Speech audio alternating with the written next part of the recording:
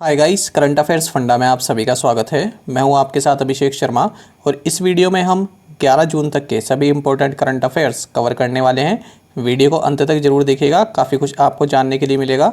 साथ ही गाइस, इस सेशन को शुरू करने से पहले आप सभी को बताना चाहूँगा कि अगर आप हमारे daily current affairs PDF, weekly PDF और मंथली पीडीएफ चाहते हैं तो इस वीडियो के फर्स्ट कमेंट में दिए गए लिंक पर क्लिक करके पा सकते हैं। ज़्यादा जानकारी के लिए आप इस स्लाइड पर दिए गए सभी पॉइंट्स को जरूर पढ़ें और कोई भी आपका डाउट हो, कुछ भी आप पूछना चाहें तो हमें कमेंट बॉक्स में ज़रूर लिखिएगा। तो चलिए फिर करते हैं शुरुआत इस वीडियो सेशन की। अजरबैजान ग्रां प्री 2021 किसने जीता? ऑप्शंस आपके सामने हैं और सही आंसर होगा option A. So Sergio Perez won the Azerbaijan Grand Prix 2021। तो देखिए यहाँ पर जो रेसिंग की बात हो रही है, तो देखिए सर्जियो पेरेज मेंडोजा ये मैक्सिकन रेसिंग ड्राइवर हैं और रेड बुल के लिए रेसिंग करते हैं। इन्होंने अजरबैजान ग्रां प्री 2021 जीता है। और अब तक हमने कौन कौन सी जीपी पढ़ी हैं, किसने जीती हैं? देखिए बहरीन जीपी हमने पढ़ी है, लेविस हैमिल्टन ने जीती हैं। एमिलिया रोमैग्ना जीपी हमने पढ़ा है, मैक्स वर्स्टैपन ने जीता। पोर्चुगीज़ जीपी ये भी लुइस हैमिल्टन ने जीता। स्पेनिश जीपी ये भी लुइस हैमिल्टन ने जीता। और मोनाको जीपी ये मैक्स वर्स्टैपन ने जीता है। तो इन सभी को आप ध्यान रखिएगा, ये आपके रिवीजन पर्पस के लिए बता दिए हैं। आगे बढ़ते हैं।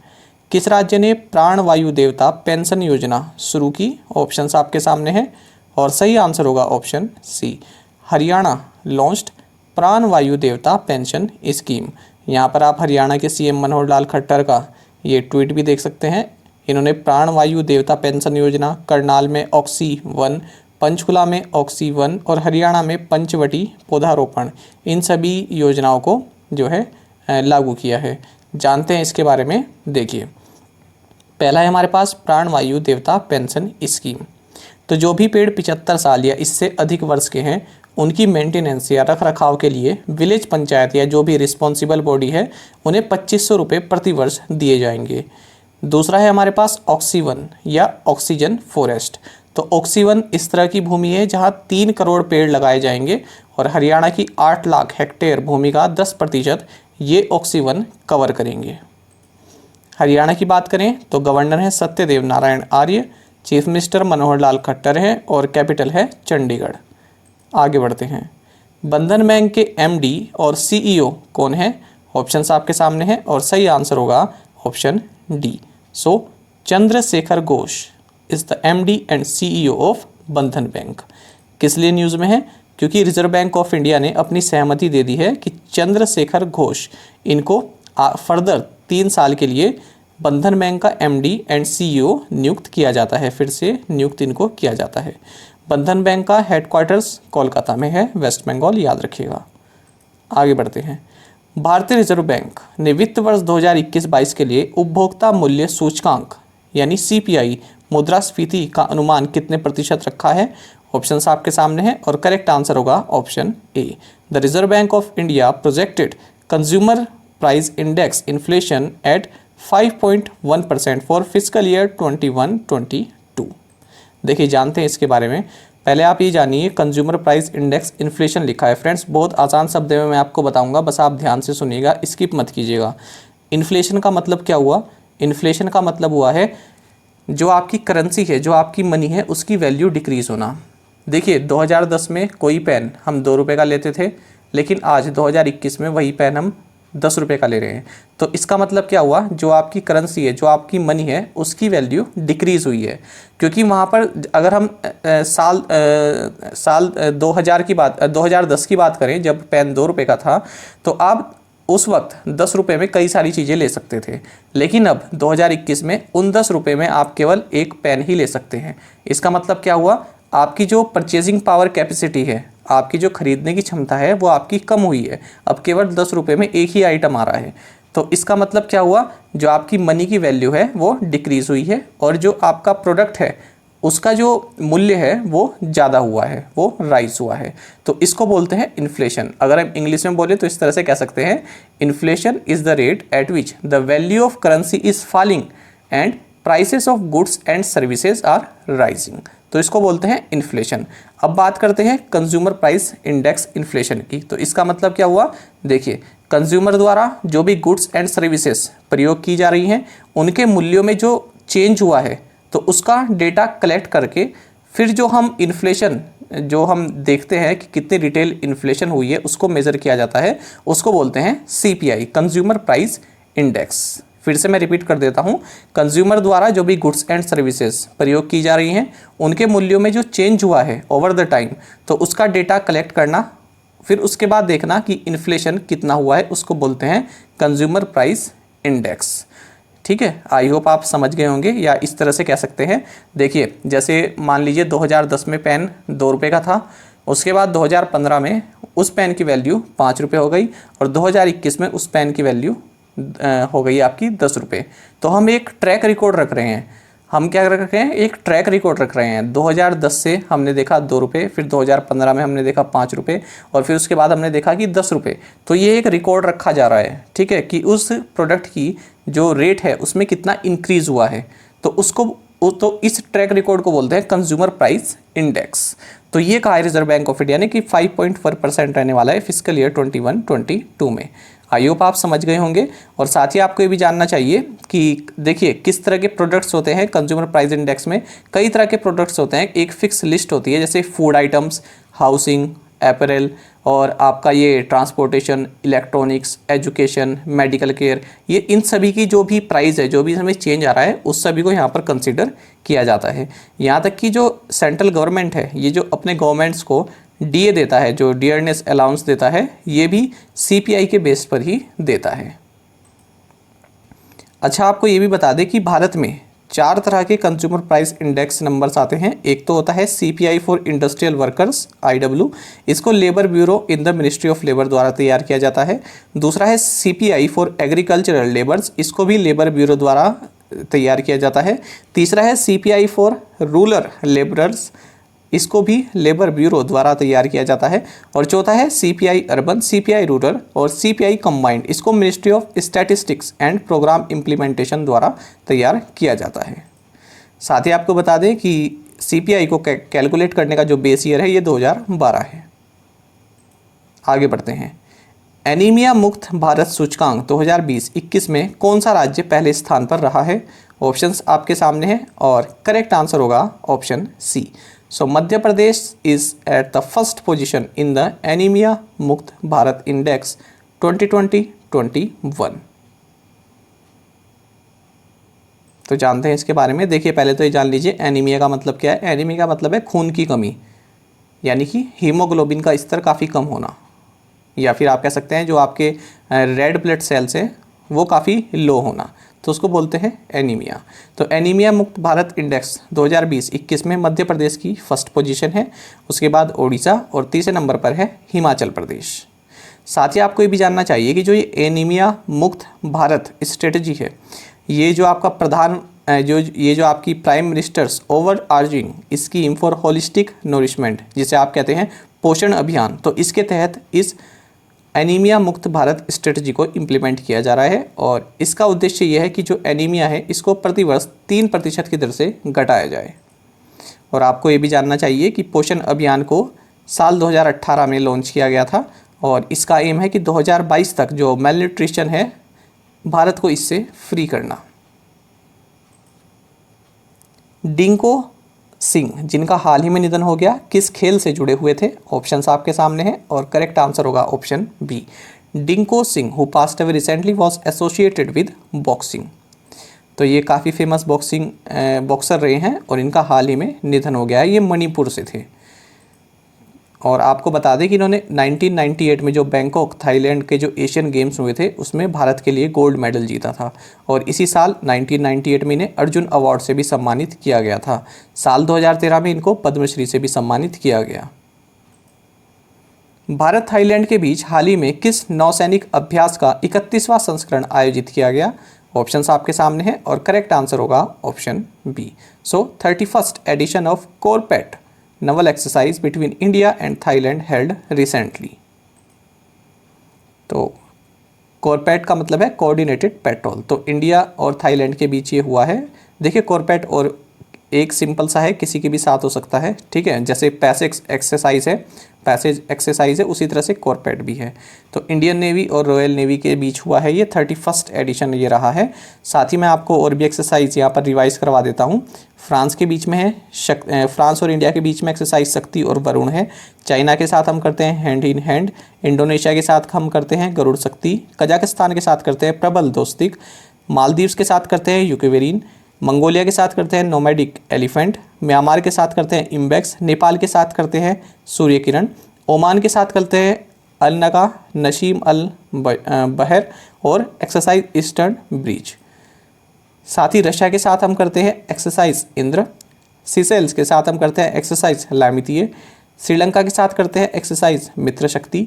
थाईलैंड के साथ मैत्री और सियाम भारत। यूएसए के साथ युद्ध अभ्यास वज्र प्रहार। यूके के साथ कोंकण और यूएई के साथ डिजर्ट ईगल। तो इनका स्क्रीनशॉट आप ले लीजिएगा, जब भी कोई एग्जाम हो तो एक बार आप रिवाइज जरूर कर लीजिएगा। आगे बढ़ते हैं। निम्नलिखित में से कौन बिटकॉइन को वैध बनाने वाला पहला देश बन गया है? ऑप्शंस आपके सामने हैं और करेक्ट आंसर होगा option D. So El Salvador has become the first country to legalise bitcoin. तो बिटकॉइन क्रिप्टो करेंसी है, आप सभी जानते हैं। तो इसको लीगलाइज कर दिया है, इसको वैध बना दिया है, ठीक है। और वैसे यहाँ की जो एल सल्वाडोर की जो करेंसी है वो यूएस डॉलर से, यहाँ पर कहा गया है कि यूएस डॉलर ही हमारी प्राथमिकता रहेगी, लेकिन बिटकॉइन को भी हम वैध करेंसी यहाँ पर बना रहे हैं। यहाँ तक कि जो भी बिटकॉइन में इन्वेस्ट करेगा उसको हम अपने देश की सिटीजनशिप भी प्रोवाइड कराएंगे। तो ये है एल सल्वाडोर, आप देख सकते हैं सेंट्रल अमेरिका है ये पूरा रीजन। तो सेंट्रल अमेरिकन ये कंट्री है। बात करें एल सल्वाडोर की तो प्रेसिडेंट है नाइब बुकेले और कैपिटल है सैन सल्वाडोर। और फ्रेंड्स ये भी आप याद रखिएगा, देखिए कुछ फेमस क्रिप्टो करेंसीज हैं, जैसे बिटकॉइन हो गया आपका, एथेरियम हो गया, बिटकॉइन कैश हो गया, रिपल हो गया, लाइटकॉइन हो गया, ठीक है, नियो हो गया।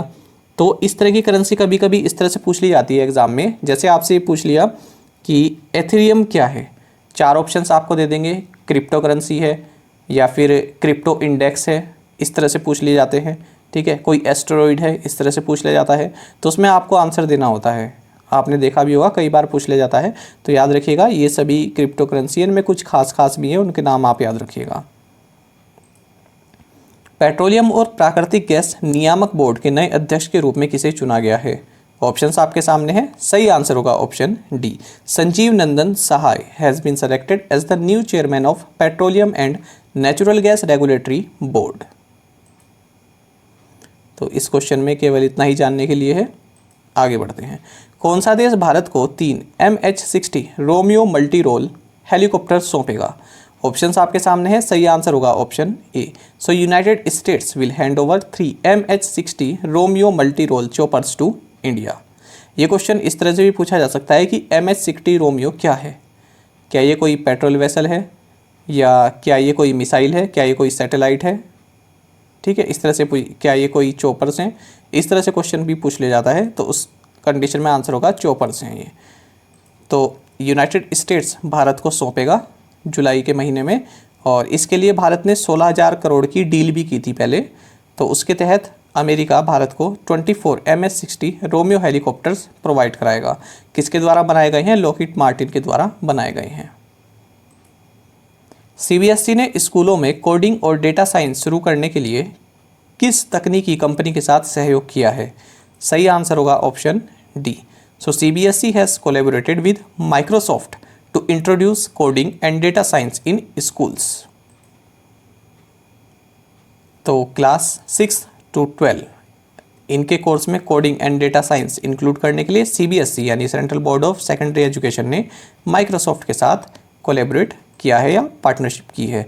CBSE के चेयरमैन मनोज आहूजा है। माइक्रोसॉफ्ट की बात करें तो फाउंडर्स हैं Bill Gates and Paul Allen, और CEO हैं सत्या नडेला, और हेडक्वार्टर्स वॉशिंगटन US में है। भारत का पहला अंतर्राष्ट्रीय समुद्री सेवा क्लस्टर किस राज्य में स्थापित किया जाएगा? ऑप्शंस आपके सामने हैं और सही आंसर होगा option D. India's first international maritime services cluster to be set up in Gujarat. Gujarat की जो गिफ्ट सिटी है यहाँ पर सेटअप किया जाएगा। देखिए मैं आपको अगर गिफ्ट सिटी के बारे में बात बताऊं तो गिफ्ट सिटी का मतलब है Gujarat international finance tech city. तो ये इंडिया की फर्स्ट ऑपरेशनल स्मार्ट सिटी है और इंटरनेशनल फाइनेंशियल सर्विसेज सेंटर भी यहाँ पर लोकेटेड है भारत का। अच्छा, साथ ही देखिए गिफ्ट सिटी में क्या है, स्मार्ट सिटी जैसे मैंने आपको बताया तो लेटेस्ट पब्लिक ट्रांसपोर्ट यहाँ पर यूज़ किया जाता है, ऑटोमेटेड वेस्ट कलेक्शन है यहाँ पर, ग्रीन बिल्डिंग्स बनाई गई है, इंफ्रास्ट्रक्चर टेक्नोलॉजी काफ़ी एडवांस है। एक ही जगह पर आपको schools, apartments, hospitals, hotels, clubs ये सभी मिल जाते हैं, यानी कि आप पैदल ही यहाँ पर घूम सकते हैं, आपको किसी व्हीकल की भी ज़रूरत नहीं है। इस तरह से पूरा इंफ्रास्ट्रक्चर बनाया गया है। तो इस तरह से है ये गिफ्ट सिटी। और जो ये गिफ्ट सिटी है इसके एमडी एंड ग्रुप सीईओ हैं तपन रे। बुद्धदेव दासगुप्ता जिनका हाल ही में निधन हो गया, ये एक प्रसिद्ध क्या थे? ऑप्शंस आपके सामने हैं, सही आंसर होगा option C. Buddhadeb Dasgupta who passed away recently was a renowned film maker या डायरेक्टर आप कह सकते हैं। तो इनका हाल ही में निधन हो गया है और आप देख भी सकते हैं कि कितने सारे नेशनल फिल्म अवार्ड्स इनको मिले हैं। बेस्ट डायरेक्शन के लिए, best feature film in Bengali, best screenplay और best arts and culture film के लिए कई सारे इनको नेशनल अवार्ड्स मिले हैं, इसलिए काफ़ी इंपॉर्टेंट क्वेश्चन है। नीति आयोग ने निम्नलिखित में से किसके साथ सुरक्षित हम सुरक्षित तुम अभियान शुरू किया है? सही आंसर होगा option B. NITI Aayog with Piramal foundation has launched Surakshit Hum सुरक्षित तुम अभियान। तो देखिए जो भी कोविड-19 के पेशेंट्स हैं जो असिम्टोमेटिक है या फिर जिनके पास जो है माइल्ड सिम्टम्स हैं, जिनके सिम्टम्स इतने गंभीर नहीं हैं, तो उनको होम केयर सपोर्ट प्रोवाइड कराने के लिए नीति आयोग ने पीरामल फाउंडेशन के साथ जो है पार्टनरशिप की है, ताकि जो डिस्ट्रिक्ट एडमिनिस्ट्रेशन है उसको सहायता की जा सके, उसको असिस्ट की जा सके इन लोगों की सहायता करने के लिए। किस मंत्रालय ने प्रदर्शन ग्रेडिंग इंडेक्स 2019-20 लॉन्च किया है? ऑप्शंस आपके सामने हैं और करेक्ट आंसर होगा option C. So ministry of education launched the performance grading index 2019-20। तो देखिए परफॉर्मेंस ग्रेडिंग इंडेक्स इसको लॉन्च किया है एजुकेशन मिनिस्ट्री ने और पहली बार ये 2019 में लॉन्च किया गया था। तब ये लॉन्च किया गया था 2017-18 साल के लिए, इस बेस ईयर के लिए 2019 में लॉन्च किया गया था। तो इसमें क्या है, जो भी स्टेट्स के जो स्कूल हैं उनकी एजुकेशन क्या है, तो उस परफॉर्मेंस के उसके हिसाब से उनकी जो परफॉर्मेंस है, उन स्टेट्स के जो स्कूल्स हैं उनकी जो परफॉर्मेंस है, कई तरह के पैरामीटर्स हैं, तो उसके हिसाब से यहाँ पर ग्रेड्स दिए जाते हैं। तो आप देख सकते हैं टोटल 1000 पॉइंट्स यहाँ पर हैं और 70 पैरामीटर्स पर जो है स्टेट्स को अलग अलग जो है ग्रेड दिए गए हैं। तो देखिए इसमें 5 ब्रॉड कैटेगरीज होती हैं और 10 लेवल यहाँ पर होते हैं, ग्रेडिंग सिस्टम के 10 लेवल यहाँ पर होते हैं।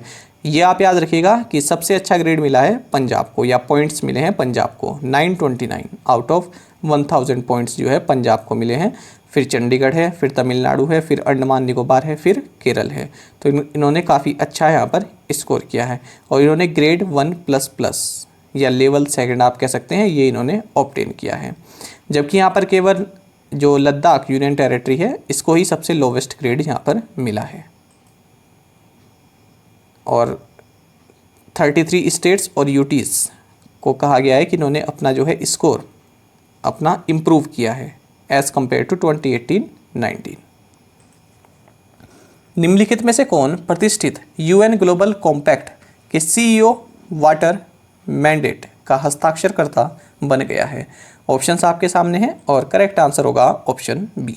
सो NTPC has become a signatory to the prestigious UN global compacts CEO water mandate. तो देखिए इसका मतलब क्या है, ये इस तरह का जो ये UN global compact CEO water mandate है, तो इसका उद्देश्य यही है कि जो भी ऑर्गेनाइजेशंस हैं, जो भी कंपनीज़ हैं, ठीक है, ये लोग क्या हैं अपना वाटर एफिशिएंट वाटर जो है उसका जो वाटर की जो यूटिलाइजेशन है उसको सही से करें, ठीक है, वाटर को सही तरीके से उपयोग किया जा सके, जो वाटर एफिशिएंसी मैनेजमेंट है उसको सही से किया जा सके, ये इसका मकसद है। तो इसको किसके द्वारा शुरू किया गया था? यूनाइटेड नेशन सेक्रेटरी जनरल और यूनाइटेड नेशन ग्लोबल कॉम्पैक्ट इसने शुरू किया गया था और इसके इम्प्लीमेंटेशन के लिए इन्होंने पैसिफिक इंस्टीट्यूट इसके साथ भी पार्टनरशिप की गई है। 2007 में इसका गठन किया गया था। तो वाटर मैनेजमेंट के लिए है ये कि सही से कि कम उपयोग में ज़्यादा काम हो जाए, इस तरह से आप समझ सकते हैं। और एनटीपीसी के chairman and managing director Gurdeep Singh हैं, ध्यान रखिएगा। भारत ने सतत शहरी विकास के क्षेत्र में सहयोग पर निम्नलिखित में से किस देश के साथ समझौता ज्ञापन पर हस्ताक्षर किए हैं? ऑप्शन ए है जापान, बी है मालदीव्स, सी है both A and B, D है नन ऑफ द अबव। सही आंसर होगा option C, both A and B. India signed an MOU with Japan and Maldives on cooperation in the field of sustainable urban development. साथ ही friends आप ये भी याद रखिएगा कि अर्जेंटीना के साथ भी एक जो है MOU साइन किया है, किस फील्ड में? इन the field of mineral resources. तो तीनों MOU आप याद रखिएगा, 2 MOU माफ़ कीजिएगा, याद रखिएगा। सस्टेनेबल अर्बन डेवलपमेंट ये जापान और मालदीव्स के साथ किया है, और मिनरल रिसोर्सेज ये अर्जेंटीना के साथ किया है। अब देख लेते हैं प्रीवियस असाइनमेंट क्वेश्चंस के answer. BIMSTEC day is observed on which day? 6 June. In which year was the Agenda 21 adopted? 1992. Which country is the current chair of BIMSTEC? Sri Lanka. Pharmaceutical company Sinovac is based in which country? China. In which year was the 2030 Agenda for Sustainable Development adopted by all United Nations members states? 2015. Friends एक बार question में ये पूछा गया था कि agenda 21 में 21 का मतलब क्या है, तो इसका मतलब है 21वीं सदी। तो ये भी आप याद रखिएगा। अब देख लेते हैं आज के असाइनमेंट क्वेश्चंस। ये हेडिंग थोड़ा आगे पीछे हो गया है। आज के असाइनमेंट क्वेश्चंस देख लेते हैं। India's first insurance price index was launched by which insurance agency? Mission DaVinci plus and Veritas will be launched by NASA to which planet? काफ़ी इंपॉर्टेंट क्वेश्चन है। National Automated Clearing House will be available on all days of the week from which date? Which fruits varieties are Khirsapati, Lakshman Bhog and Jardalu? Zhang Hong, who became the first blind Asian and third blind man in the world to scale up the tallest peak Mount Everest is from which country? तो पांचों questions के answer आप हमें comment box में friends जरूर बताइएगा, और ज़्यादा से ज़्यादा संख्या में पार्टिसिपेट किया कीजिए। हमें भी अच्छा लगता है अगर आप पार्टिसिपेट करते हैं। अगर आपको एक क्वेश्चन का आंसर भी आता है तो वो भी आप जरूर से कमेंट बॉक्स में बताया कीजिए। और अगर आपको हमारा कंटेंट अच्छा लगता है, हमारा एक्सप्लेनेशन अच्छा लगता है, तो वीडियो को लाइक भी कर सकते हैं। साथ ही फ्रेंड्स आप करंट अफेयर्स फंडा को टेलीग्राम पर भी ज्वाइन कर सकते हैं। यहाँ पर रेगुलर वीडियो अपडेट्स और करंट क्विजेस हम आप सभी के लिए डालते रहते हैं। साथ ही डिस्कशन ग्रुप में आप किसी भी क्वेश्चन का सॉल्यूशन पा सकते हैं। फ्रेंड्स यहाँ पर हमारे करंट अफेयर्स की प्लेलिस्ट दी गई है, इसको आप जरूर देखें और अपने दोस्तों के साथ, अपने फेलो एस्पिरेंट्स के साथ इस प्लेलिस्ट को शेयर जरूर करें। आज का वीडियो आपको कैसा लगा, पसंद आया हो तो कमेंट बॉक्स में ज़रूर बताइएगा। Thank you guys.